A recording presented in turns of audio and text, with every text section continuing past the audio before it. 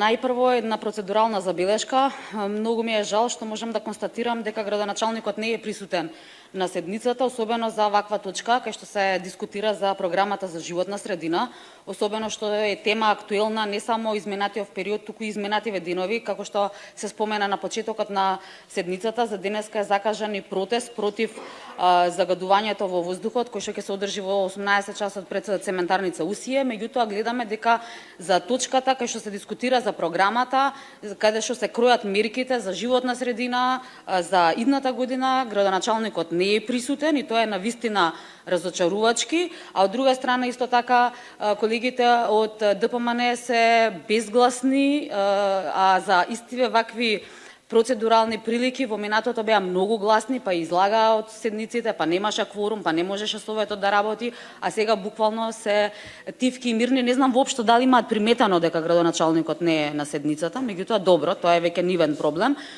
Многу така.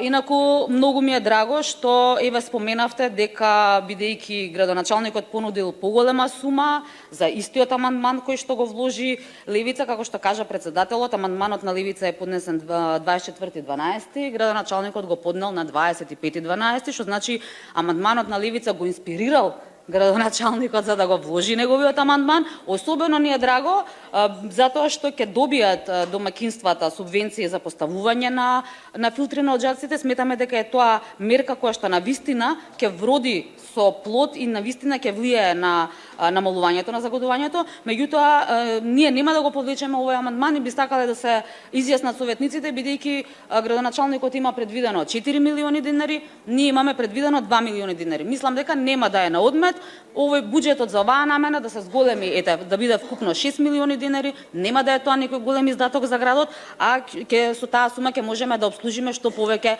граѓани да добијат филтри за оджаците. Ви благодарам.